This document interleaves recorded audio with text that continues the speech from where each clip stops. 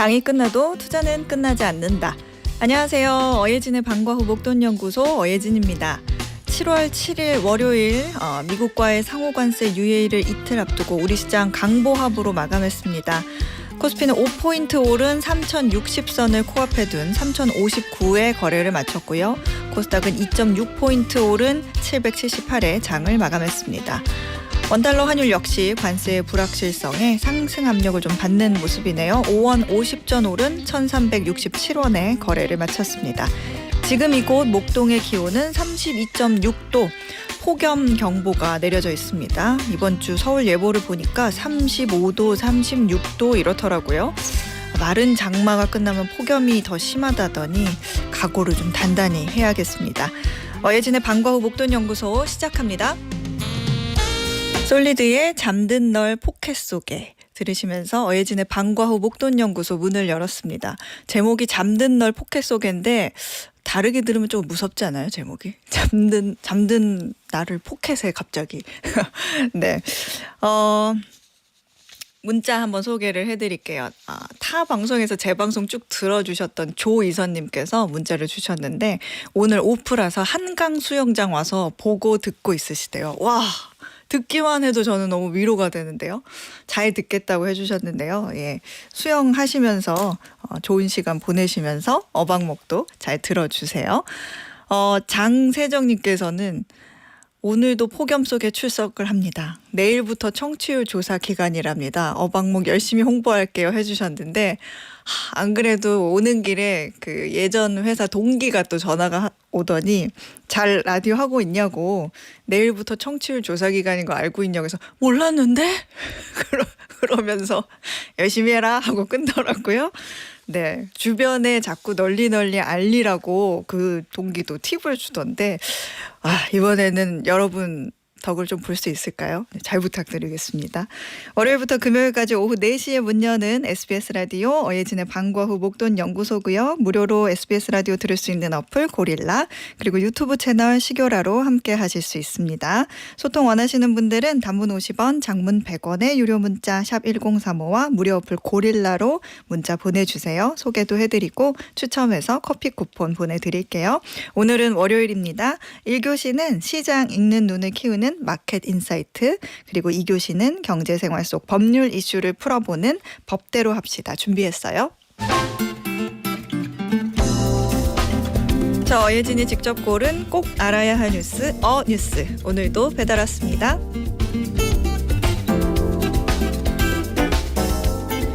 요즘 미국에서 가장 불티나게 팔리는 음식은 치킨입니다. 식료품점부터 패스트푸드점에 이르기까지 닭고기를 재료로 쓴 메뉴들이 빠르게 늘고 있는데요. 패스트푸드 체인점 타코벨은 이번 달 메뉴에 바삭한 치킨 요리를 가득 추가했습니다. 다진 소고기를 넣은 타코가 주력 메뉴지만 치킨 메뉴를 출시하자마자 전국에서 매진이 됐다고 합니다. 맥도날드도 지난 5월 닭가슴살 튀김인 치킨 스트립을 다시 메뉴에 올렸습니다. 올해 미국의 1인당 닭고기 소비량은 사상 최고치를 전망하고 있습니다. 왜들 그렇게 치킨을 찾는 걸까요? 더 저렴하고 더 건강한 선택이기 때문입니다. 지난해 냉장 소고기 한 팩의 평균 가격은 12달러로 1년 전 대비 6%가 올랐습니다. 반면 닭고기는 1% 미만으로 올라 7달러가 채 안 되는 가격이죠. 미국 서부의 가뭄이 이어지면서 소가 먹을 풀이 말라버렸고 목장에서도 사육비용 부담에 꾸준히 소를 줄인 탓인데요. 비싸진 소고기의 대체제로 닭고기가 주목받는 겁니다. 살 빼는 데는 소보단 닭이 더 낫다는 인식도 한몫했습니다. 위고비 같은 체중 감량 약물에 관심이 늘면서 젊은 세대를 중심으로 고단백 저지방 식단에 관심이 커졌습니다. 재밌는 건 미국 소비자들은 튀긴 닭도 건강한 단백질로 여긴다네요. 요 며칠 우리나라도 치킨 한 마리를 사기 위해 많은 이들이 오픈런을 했습니다. 대형마트 3사가 세일 기간 동안 내놓은 3,000원에서 5,000원대 치킨이 연일 완판이었는데요. 미리 대량으로 재료를 매입한 뒤 매장에서 직접 튀겨서 판 덕분에 그 가격이 나올 수 있었다고 합니다. 사실 극가성비 치킨의 궁극적인 목표는 고객을 마트로 끌어들여 다른 데서 매출을 올리는 건데요.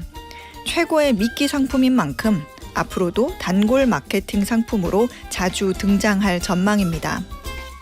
미국이나 한국이나 물가와 소비 트렌드를 관통하는 수단은 결국 치킨인가 봅니다. 이상 뉴스였습니다.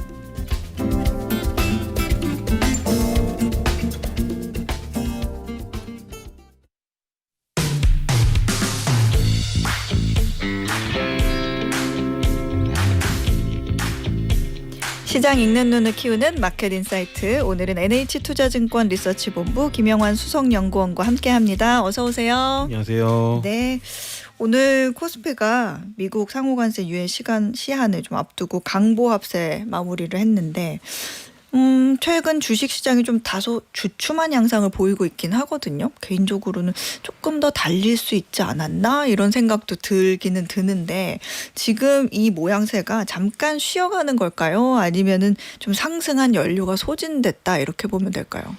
사실 주춤하다고 말을 하고 저도 그렇게 느끼는데 네. 재밌는 점은 네. 이틀 전 2거래일 전이 52주 신고가였거든요. 그러니까 주춤하다는 게 주춤한 그러네요, 건가 싶으면서도 또 4월 이후에 워낙 상승세가 가팔랐으니까 이 정도 속도에서 조금 더뎌지고 고점 대비로 하루 이틀 정도만 조정을 받아도 주춤하다고 우리는 체감상 느끼는 것 같아요. 그러게요. 뭔가 당연히 올라야 될 거라고 생각을 해서 그런가 봐요. 그래서 주춤이긴 하지만 이게 그렇게 시장이 약해졌다라고 하기는 사실 아직은 조금 그 정도 표현을 쓰긴 너무 좀 미안한 코스피한테 미안한 느낌이 있고요. 여튼 좀 주춤한 건 사실이죠. 그 주춤한 이유에 대해서 대외적으로 보면은 또 트럼프 관세 위협이 또 다시 재개되고 있으니까 뭐 이렇게 얘기를 하는데 사실 그래서 그 최근에 이틀 동안 조정을 받았던 주식들을 살펴보면은 이게 뭐 그런 관세 위협 때문에 조정을 받는 주식들이 많이 떨어지지는 않았거든요. 네. 뭐 반도체라던가 자동차라던가 뭐 제약바이오라던가 그런 게 아니라 뭐 그 부분도 약간은 영향이 있었지만 그것보다는 좀 더 영향을 많이 받았던 주식들은 사실 상법 개정안 발표 나오면서 오히려 금융주 지주사 이런 쪽들이 뭐 오늘은 좀 반등을 했습니다만은 네네. 조정들이 나왔었고 네. 또 한편으로는 그 전부터 이제 그동안 워낙 연초부터 많이 올랐다라고 우리가 생각했던 뭐 조선 방산 원전 이런 주식들이 떨어지는 모습들이 많이 나왔었어요. 그래서 이게 과연 관세 때문인가가 조금 의문스러운데 한 번 더 조금 더 꼬아서 생각해 보면은 네. 이런 것 같습니다. 그러니까 사실 4월 이후에 맨 먼저 달렸던 주식들이 방산, 조선 이런 주식들이었다가 네. 이게 5월, 6월 두세 달 달리다 보니까 좀 피로해진 상황쯤일 때 그 바톤을 딱 이어받아줬던 게 신정부 정책기 대감으로 나왔던 뭐 금융주, 지주사 이런 쪽들이 그걸 이어받아주면서 사실은 하나의 주도주만으로 달렸다면 이미 주춤해졌어야 될 타이밍에 그게 아니라 한 번 더 랠리를 했던 거죠. 그러면서 우리는 상승이 너무 당연하다고 느꼈는데 이제는 이 두 가지 분야 주식들이 다 피로해하고 있는 거예요.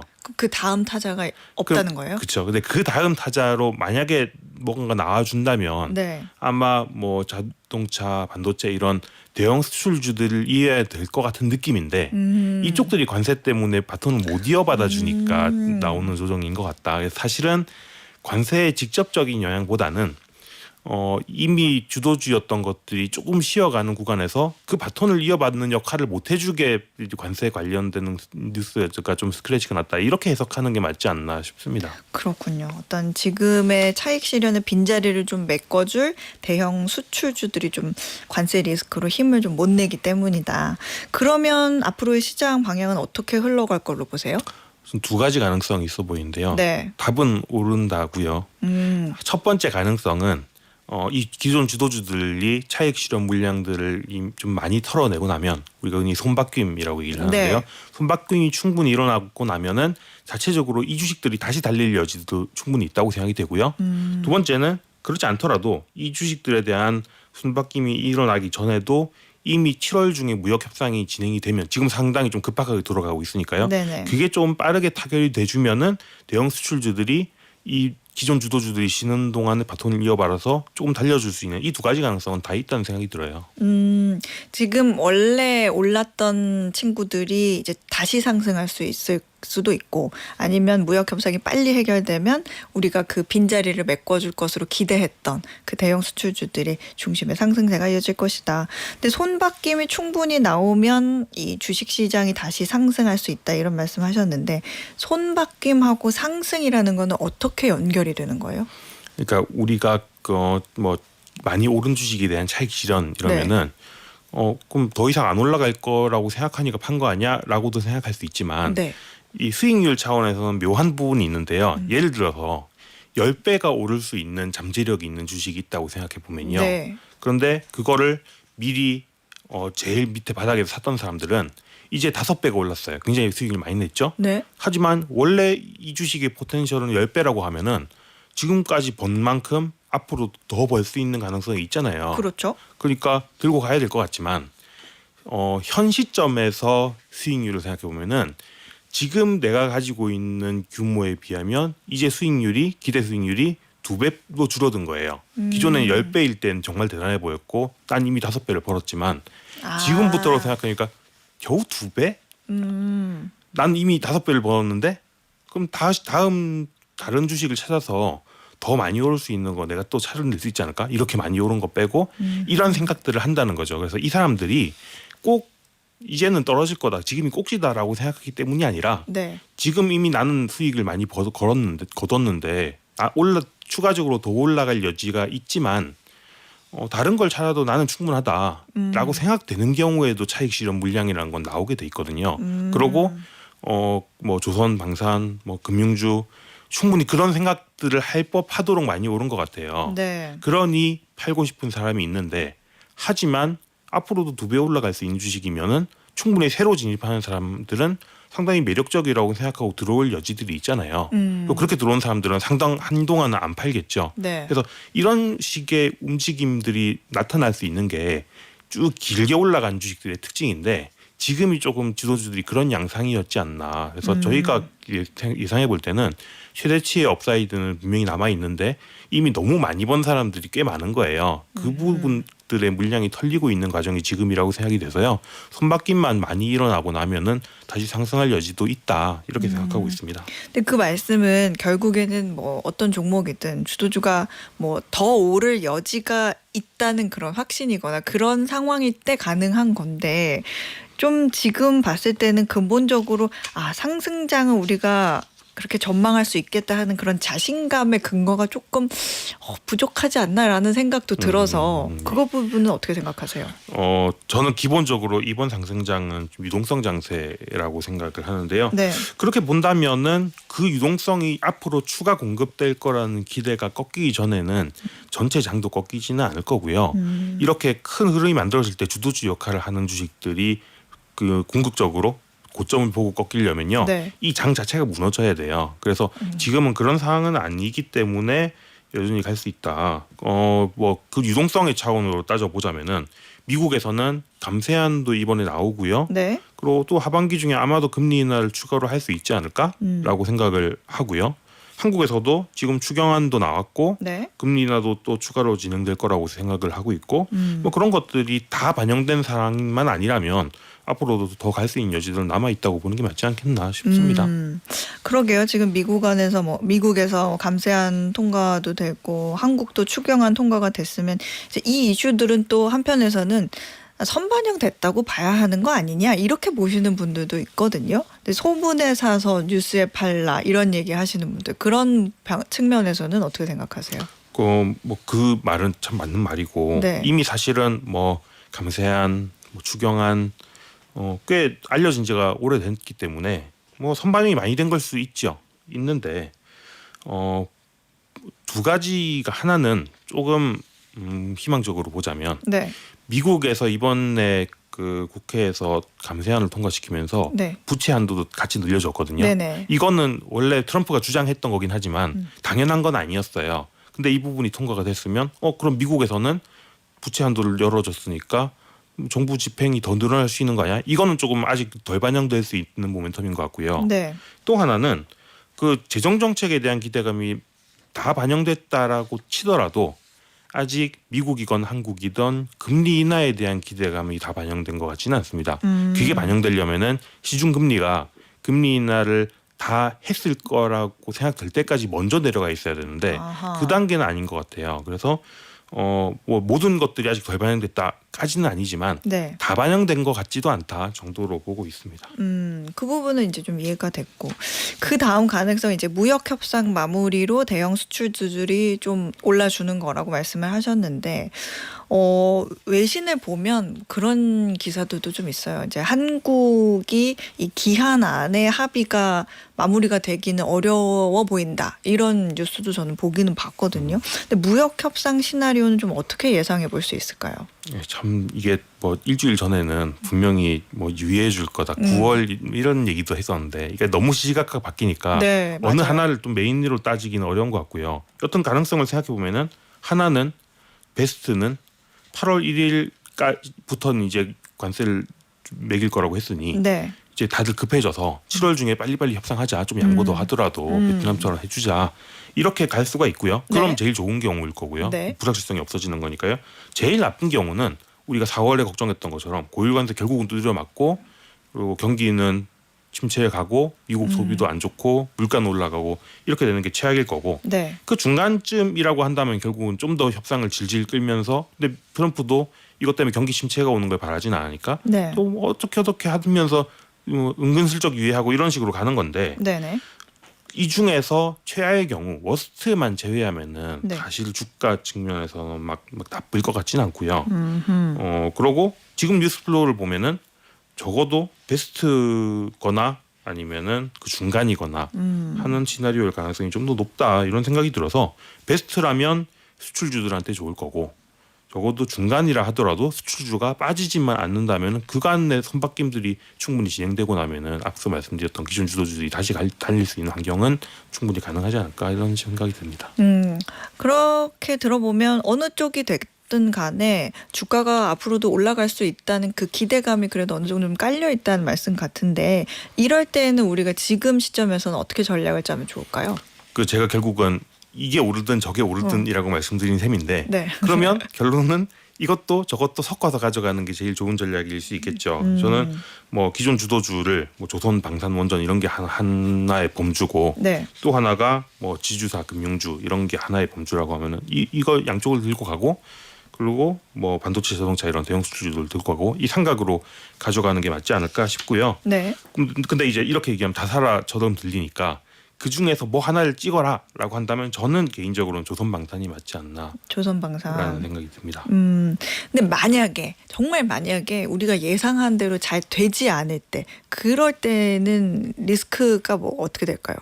리스크가 하나는 앞서 말씀드린 그 워스트 시나리오죠. 네. 관세가 부과되고 경기 나빠지고 물가만 올라가고 그런 경우 아니면 두 번째는 1기 때도 그랬는데 트럼프가 다른 나라들이랑 협상 결국 잘 해도 네. 중국은 또 다른 문제잖아요. 중국이랑 계속 싸우면서 중국에는 반도체 장비도 넣지 마 이런 것들이 중국으로는 팔지도 마 이런 것들이 나오기 시작하면은 네. 한국은 여튼 수출주들은 좀 문제가 있을 수 있겠죠. 마지막은 최근에 이제 참 많이 회자되는 얘기가 7월 일본 지진설 이런 얘기도 맞아요. 나오니까 그러니까 그런 자연재해 같은 것들이 꽤나 그 공급망에 타격을 줄 수 있기 때문에 이런 것들이 다 리스크 요인인 것 같아요. 그러면 이걸 정면으로 이걸 메인으로 깔고 갈 수는 없지만 네. 조금 이런 리스크를 피해갈 수 있는 것들이 좋긴 할 텐데 그래서 제가 조선방산이 마음속의 1순위라고 생각하는 이유가 관세나 뭐 자연재해나 이런 거에 영향에서 사실은 좀 비껴가 있거든요. 네네. 특히나 이런 것 때문에 예산이 많이 나온다고 하면 나토잖아요. 네. 나토는 유럽 문제니까 그 좀 상대적으로 이런 불확실성으로부터 피해 있으면서 올라갈 때는 따라갈 수 있는 주식들이 있지 않나 뭐 그런 점에 정도로 리스크 관리를 하는 게 맞지 않나 싶습니다. 그렇군요. 이번 주에 또 일정을 보니까 삼성전자의 2분기 잠정 실적 발표가 예정돼 있는데 시장에서는 어떻게 보고 있어요? 지금 컨센서스는 네. 매출을 한 76조 정도, 이익은 한 6.3조 정도 보고 있고요. 네. 좀 그렇게 좋은 건 아니에요. 그래서 하향이 되는 상황이고요. 네. 근데 이제 그 이후의 근본은 HBM 납품 지연, 뭐 그런 낸드 플래시 적자 뭐 이런 부분들인데 네. 다 시장에 이미 꽤나 노출돼 있는 재료이기 때문에 이게 뭐 추가적인 하락이다 이럴 것 같지는 않고요. 여튼간에 근데 반도체 시장의 제일 강력한 모멘텀은 엔비디아 주가와 거기서 흘러나오는 수주들이라는 점을 생각하면은 네. 삼성전자가 하이닉스를 이기기는 또 당분간은 좀 쉽지는 않겠구나라는 것들을 또 재확인해주는 뭐 그런 정도가 나오지 않을까 싶습니다. 또 삼성전자 들고 계시는 분들은 그렇게 좋은 소식은 아닌 것 같네요. 조금 기다려줘야 되는 분들이 있죠. 그렇군요. 마지막으로 이번 주에 이벤트들이 좀 있어요. 투자자들이 좀 주목해야 할 이벤트 좀 짚어주신다면요. 뭐 아무래도 내일 새벽에 네. 새벽 1시에 얘기하죠. 트럼프가 관세 서한 보낼 거다 이런 얘기. 그리고 지금 워싱턴 D.C.에 중요한 이제 한미 무역 협상 하려고 나가 계신 분들이 있죠. 네. 여한국 그 통상교섭본부장님 네. 그리고 위성연합 국가안보실장님 두 분 가 계시는데 이분들이 뭔가를 조금 협상의 물꼬를 터오는 것들이 가능하냐 요 얘기들이 좀 중요할 거고요. 그 외에 원래 예정돼 있던 거는 6월 FOMC 회의록 공개가 9일 날, 한국은행 금통위가 10일 날 이렇게 예정이 돼 있습니다. 근데 통화정책 이슈들은 사실은 이번에 당장 금리 인하를 하거나 하기는 좀 곤란한 상황이라서. 그렇죠. 뭐 우리나라 같은 경우에는 증권가에서는 이번에 거의 동결로 보시더라고요. 그렇죠. 지금 가계대출 규제는 네. 나왔는데 그 상황에서 금리만 내린다는 또 좀 어색한 선택이긴 할 테니까요. 그래도 뭐 한 8, 9월에는 내리지 않겠냐라는 의견도 좀 있는 것 같고. 그리고 이제 그 FOMC 같은 경우는 네. 최근 들어서 약간 나오고 있는 게 연준 내에서 좀 의견이 갈리고 있는 것 같아요. 그 전에는 똘똘 뭉쳐서 파월처럼 네. 금리는 안 돼 이러고 있었는데 최근에 얘기들이 약간씩 금리 인하를 해야 될 수도 있겠는데라는 소수 의견들 나오고 있고 발언들을 하고 있습니다. 그래서 네. 그게 과연 6월 FOMC 때부터 반영이 되고 있을까? 구체적으로 어떤 얘기가 오갔을까? 이것들이 조금 관전 포인트가 될 수 있을 것 같아요. 그렇군요. 지금 말씀해 주신 것 중에서 가장 중요한, 그나마 당장 중요한 거는 이제 내일 새벽 트럼프 관세 서한과 그다음에 우리나라 무역 협상 진행 이 정도로 정리할 수 있겠네요. 알겠습니다. 지금까지 NH투자증권 리서치본부 김영환 수석연구원이었습니다. 고맙습니다. 감사합니다. 네, 저희는 2교시로 돌아올게요. 매주 월요일부터 금요일 오후 4시부터 5시까지 경제에 관한 모든 것을 충전하는 시간 SBS 라디오 어예진의 방과후 목돈연구소와 함께하고 계십니다. 6697님께서 인천에서 한남지킴이라고 하시면서 문자 주셨거든요. 아마 식당 이름이 아닌가 싶은데 너무 덥고 힘들지만 퇴근길 목소리도 많은 지식도 감사하다고요. 청취율 걱정 마요. 우리 식구들 동원할게요 하시면서 직원들 모두 화이팅이라고 해주셨습니다. 저 6697님만 믿고 있을게요. 네.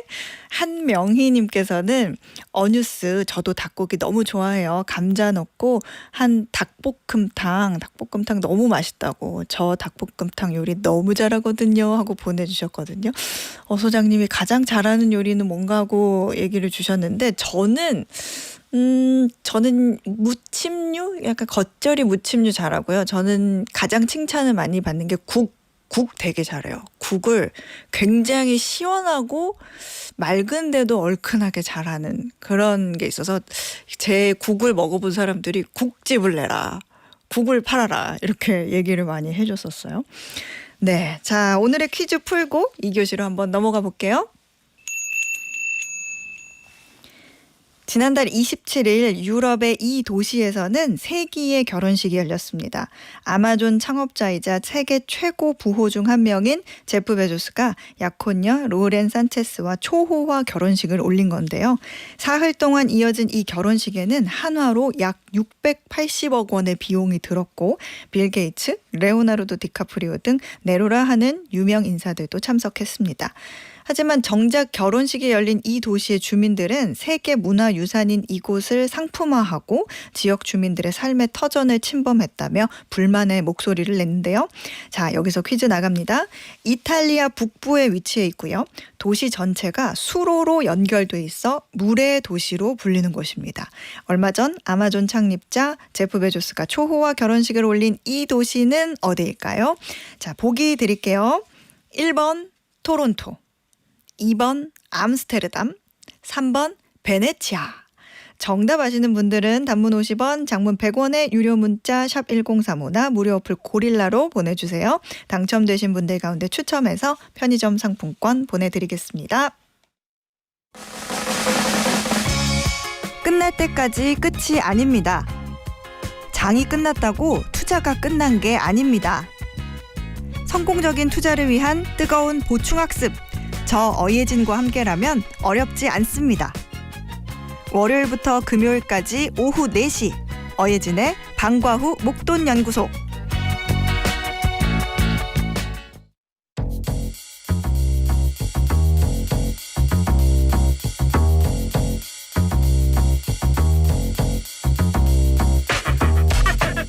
생활에 꼭 필요한 법 이야기 법대로 합시다. 오늘도 법무법인 로인의 조세영 변호사 알려드려요. 어서 오세요. 안녕하세요. 조세영 변호사입니다. 네, 변호사님 오늘은 어떤 주제 준비해 주셨나요? 네, 오늘은 층간소음 문제를 다뤄보려고 하는데요. 문제가 심각하잖아요. 이웃 간 갈등 중에서도 가장 빈번하고 또 때로는 아주 심각한 범죄로까지 이어지는 문제입니다. 층간소음 정말 안 겪어본 사람은 모르죠. 이게 또 한 번 거슬리기 시작하면 매일이 너무 괴로워지는 사안이기도 해요. 자, 이렇게 층간소음으로 고민 있으신 분들 아마 굉장히 많을 것 같은데 단문 50원, 장문 100원의 유료 문자인 샵 1035나 무료 어플 고릴라로 사연 보내주시면 조세영 변호사가 짧게나마 조언을 해드리도록 하겠습니다. 자, 우선 층간소음에 대한 좀 정리부터 해보죠. 어느 정도의 소리가 발생해야 층간소음에 해당이 되나요?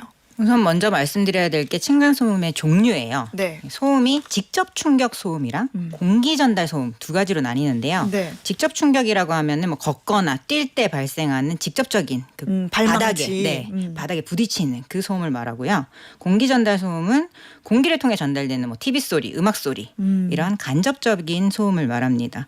이 층간 소음인지 아닌지 판단하는 기준은 네. 주간, 그러니까 아침 6시부터 저녁 10시 사이인가 아니면 야간, 그 나머지 밤 시간인가에 따라서 차이가 있는데요. 네. 야간에는 아무래도 주간보다 보통 한 10%가량 높은 기준이 적용이 됩니다.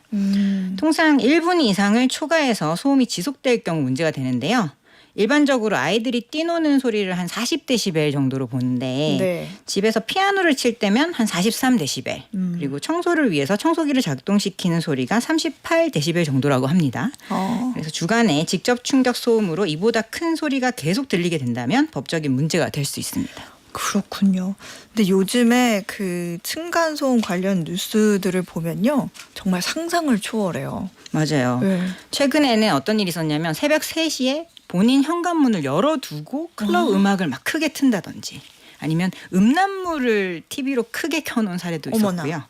또 이 피해자, 아래층 피해자인 것 같은데 피해자의 자녀의 이름을 벽에 붙여놓고 뭐 귀신 소리를 냈다고 하는 그런 사건도 있었습니다. 이런 경우는 단순한 층간소음이 아니라 명백한 악의적 괴롭힘이고 형사처벌 대상까지 됩니다. 지금 말씀하신 사례들은 윗집에서 민원을 넣은 아랫집에 대한 뭔가 앙심으로 한 행동인 거예요? 그런 경우도 있고 거꾸로인 경우도 있고요. 거꾸로인 경우도 네, 있고. 위에서 이제 생활소음이 발생을 하니까 그게 고쳐지지 않으니까 거기에 너도 대한 당해봐라. 보복성으로 그런 경우도 있습니다. 근데 이렇게 고의적으로 층간 소음을 유발하게 되면 어떤 처벌을 받아요? 뭐 민사상 위자료 청구가 가능한 건 당연하고요. 네. 그 외에 경범죄 처벌법 제3조에 따라서 인근소란 해당돼서 10만 원 이하의 벌금과 구류, 과료에 처해질 수 있습니다. 그렇지만 이게 반복적이고 특정인을 괴롭히기 위한 목적 자체가 인정이 된다면은 훨씬 더 큰 범죄가 돼요. 스토킹 범죄로 인정이 받을 수가 있고 이 경우에는 징역형까지도 선고될 수가 있습니다. 특히 뭐 스피커를 일부러 틀어놓고 괴롭히려고 크게 소리를 트는 그런 행위는 스토킹 처벌법상 지속적 괴롭힘 행위로 처벌이 가능합니다. 이 스토킹 처벌법에 따르면요. 스토킹 범죄를 저지른 사람은 3년 이하의 징역 또는 3천만 원 이하의 벌금에 처해질 수 있기 때문에 형량이 가볍지가 않습니다. 그렇군요. 근데 대개는 이제 층간소음이 너무 심하고 규칙적이다라고 하면 이제 경비실에 뭐 민원을 넣거나 아니면 쪽지라도 좀 공손하게 그래도 요청을 하는데 워낙 세상이 또 무섭다 보니까 이러이러하니 잘 좀 부탁드립니다. 근데 가끔 이렇게 매너 있게 부탁을 해도 기분 나쁘게 듣는 분들이 있어요. 근데 맞아요. 정말 하다 안 되면 홧김에 이렇게 감정적인 그러다가 이렇게 좀 스토킹죄까지 돼버리는 그런 상황이 발생을 하는 것 같은데 이게 또 스토킹죄로 적용이 되네요. 이 실제로 스토킹 범죄로 처벌받은 사례가 있어요? 네, 제가 좀 전에 말씀드린 그 자녀 이름을 벽에 붙이고 귀신 소리와 금속성 음악을 트는 사례가 경남 김해시에서 있었는데요. 네. 이 법원은 스토킹 처벌법을 적용해서 징역형의 집행유예를 선고했고요. 그리고 창원지방법원 진주지원에서도 층간소음 문제로 이미 갈등이 있는 상태에서 이제 아마 아래층이신 것 같아요. 우퍼 스피커를 천장에 설치를 하고 저주파 기계 소음을 작동을 시켜서 보복한 행위를 스토킹 범죄 처벌법 위반으로 인정해서 벌금 700만 원에 선고가 됐습니다. 그렇군요. 이게 근데 또 스토킹 이런 거 말고도 층간소음이 강력 범죄로 이어지는 사례도 늘고 있지 않아요? 네, 층간소음 관련 범죄가 매년 늘고 있는데요. 네. 이 경찰대 치안정책연구소가 2023년 발간한 층간소음 범죄의 특성과 경찰의 대응 방안에 관한 연구라는 보고서에 따르면 네. 이 층간소음 범죄의 연도별 1심 선고 현황이 굉장히 많이 늘어나고 있습니다. 2013년에는 43건이었는데요. 2022년에는 125건으로 3배 이상 늘었고 해당 10년간 살인 및 살인 미수 사건도 총 62건이나 있었고요. 상해죄는 128건, 특수협박은 98건, 폭행은 93건이 있었습니다. 또 최근 사례들 중에서도 이런 강력범죄 사건들이 많았는데 네. 경남 사천시에서는 층간소음 문제로 위층 이웃을 낚시칼로 찔러서 사망에 이르게 한 그런 사건도 있었고요. 네. 김해에서는 에탄올을 뿌리고 라이터를 켜서 방화를 시도하기도 했고 서울 관악구에서는 실제로 대형 화재 사건으로 이어지기도 했습니다. 그렇군요. 이게 또 이런 상황들 말고도 명예훼손으로 처벌받은 사례가 있다던데 그건 어떤 경우예요? 네, 서울 노원구에서 있었는데요. 이게 아마 층간소음 피해를 당한 입장에서 도저히 참다 못해 이런 행동을 하신 것 같긴 한데 네. 이 전단지를 만들었다고 합니다. 마약 위조 지폐 상품권 팜, 여중생, 여고생, 성매매 이런 문구를 넣은 전단지를 스스로 만들어서 네. 아파트 단지에 살포를 했는데 이 연락처를 자기 위층에 동호수를 어머나. 쓴 거예요. 그러니까 위층 주민인가 이미 층간소음 갈등을 너무 심하게 겪은 다음이라서 복수를 하기 위해서 이런 가짜 전단을 뿌린 건데 명예훼손 혐의로 1심에서 징역 2년을 선고받았습니다. 너무 정도가 심했죠. 그러네요. 이게 층간소음을 당하는 피해자 입장에서는 사실은 또 참고 또 참다가 나서는 경우가 많을 것 같기는 한데 이거는 정말 안 되겠다.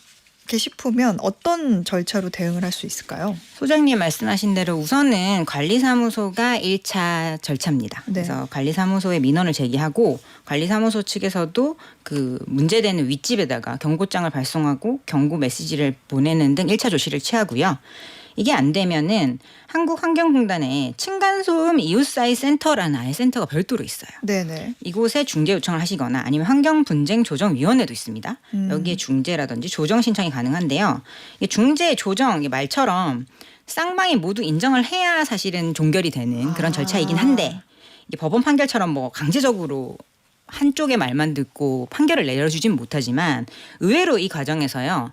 이게 양쪽 말만 계속 듣고 감정 싸움을 하다 보면 몇 개월 동안 해결도 안 되던 것이 이런 전문 기관이 나서서 소음 측정도 하고 그리고 객관적인 데이터도 확보를 하고 또 제3자인 그런 전문 기관에서 나서서 중재를 시도하다 보면 의외로 중재가 되는 경우들도 많이 있습니다.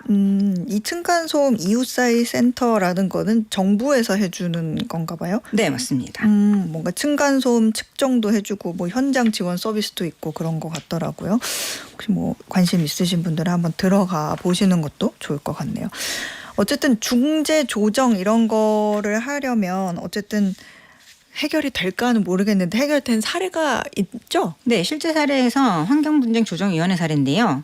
피아노 연주가 좀 문제가 됐던 사건인가 봐요. 근데 이제 잘 모르고 연주를 하셨나 봅니다. 그래서 이렇게 조정 절차를 통해서 위층에서 방음 매트를 추가로 설치를 하고 또 연습 시간도 몇 시부터 몇 시까지 이렇게 제한하기로 약속을 해서 원만히 합의된 그런 사례들도 있습니다. 이게 감정 싸움으로 번지면 걷잡을 수 없이 커질 수도 있지만 사실 이웃 간에 서로 인사를 나누고 서로 사정을 듣다 보면 이해가 되는 부분도 있거든요. 그러게요. 저도 사실 층간소음 경험 당연히 해봤는데 이게 미워하고 증오하는 감정이 들어가는 순간 이거는 내가 제일 힘들어지는 일이 되더라고요. 저도 예전에 꼭대기층에 산 적이 있었어요. 그래서 층간소음으로 자유로울 거라고 생각을 했는데 밤마다 옥상에서 누가 줄넘기를 하는 거예요. 우와. 그런 일이. 그래가지고 어느 날 그래서 제가 앞집에다가 혹시 밤마다 누가 이렇게 줄넘기 하는 소리 들리지 않아요? 그러니까 그 앞집 분이 뭐라고 하셨냐면 아 그거 몇 호에 중학생 녀석이 하는 건데 20번을 못 넘기더라고요.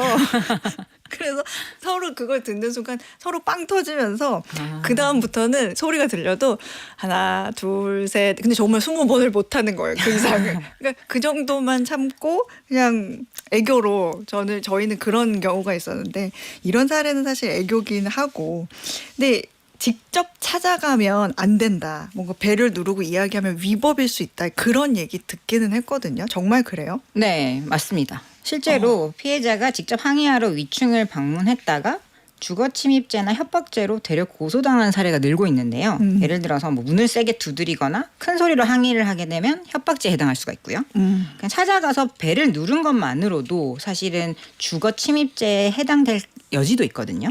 그래서 감정적으로 대응하시기보다는 법적 절차를 활용해서 정상적인 절차를 통해서 대응하시는 것이 꼭 필요하겠습니다. 쪽지를 붙이는 거는 어때요? 그 쪽지 뭐 내용에 따라 달라질까요? 찾아갔다라는 게 될 수 있기 때문에 그렇게 권유해드리진 않아요. 그러니까 관리실을 통해서 이렇게 전달하시는 쪽이 좋겠습니다. 전 예전에 과일을 이렇게 오히려 드리면서 쪽지로 조금 이렇게 부탁드린다 이렇게 했더니 오히려 인지를 못하고 있었었나 봐요. 그래서 오히려 더 가까워지면서 서로 오늘 우리 집에 손님이 오는데 미리 양해를 구한다고 하면서 또 과일 보내주고 그렇게 되는 사이가 있었던 기억은 있거든요. 사실 그게 제일 좋죠. 네.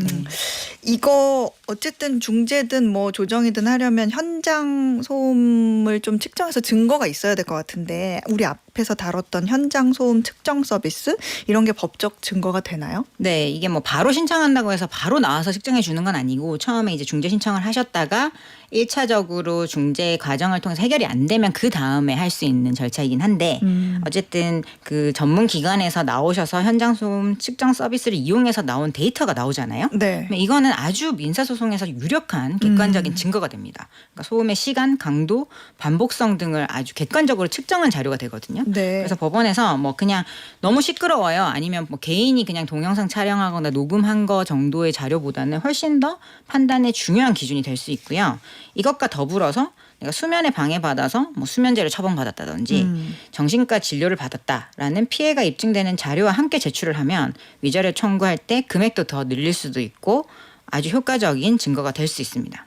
실제로 손해배상 청구에서 승소한 사례가 더 있을까요? 네, 여러 사례가 있는데요. 인천지방법원에서 있었던 사건인데 네. 3년간 반복적으로 소음을 유발한 윗집 부부에게 700만 원의 위자료 지급하라라는 판결이 나온 적도 있고요. 이때 이제 피해자분이 잘 준비를 하셔서 정신과 진료 내역이나 수면장애 진단서, 녹음 파일 같은 것들을 근거로 잘 제출을 했고 법원은 고의성 및 반복성을 인정해서 이 정도의 위자료가 나왔습니다. 되도록 소송까지 안 가면 너무 좋겠지만 어쩔 수 없는 상황이라면 어쨌든 소송에서는 이겨야 할 테니까 어떤 준비가 필요할까요?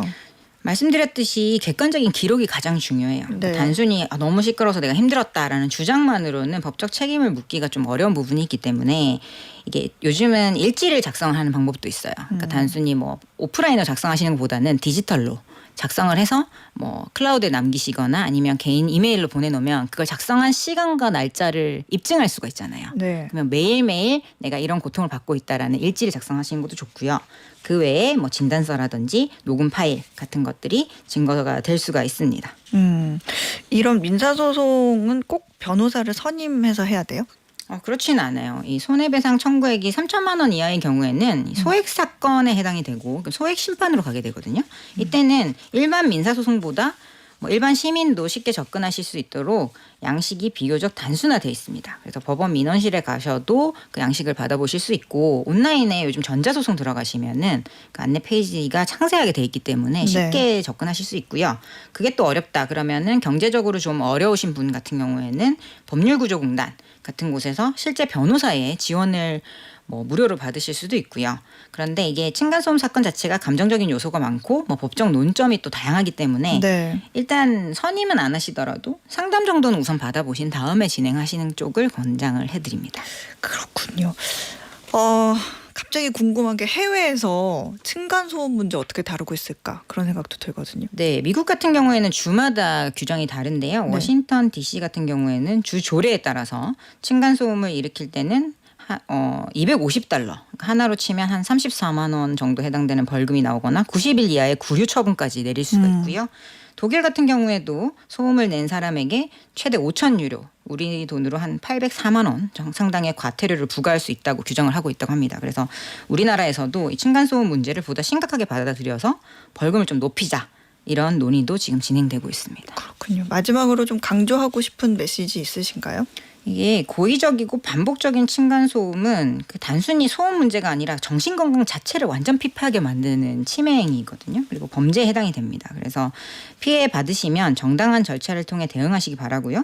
가해자 입장에서는 나는 그냥 무심코 낸 소리인데 아래층에게는 심각한 피해를 야기할 수 있다는 걸 꼭 인지하시고, 그리고 법적 책임도 요즘 많이 묻게 되니까 심각한 문제니까 절대로 가볍게 생각하시지 말기 바랍니다. 그리고 공동체 내에 서로 배려하고 대화하는 문화가 좀 정착이 됐으면 좋겠습니다. 그렇군요. 8798님께서 본인은 크지 않다고 느끼지만 발소리, 가구 끄는 소리 이런 거 다 바닥통해서 소리와 진동이 몇 배 증폭돼서 소음 분쟁 커집니다. 조금씩 이웃에게 전달되는 만큼 배려했으면 좋겠습니다 하셨는데, 내가 혹시 피해를 주지 않나라는 생각 꼭 해야 될 것 같아요. 지금까지 법무법인 로인의 조세영 변호사였습니다. 고맙습니다. 감사합니다. 네, 오늘 퀴즈 정답 확인해 보겠습니다. 오늘 퀴즈는 도시의 이름을 맞히는 문제였습니다.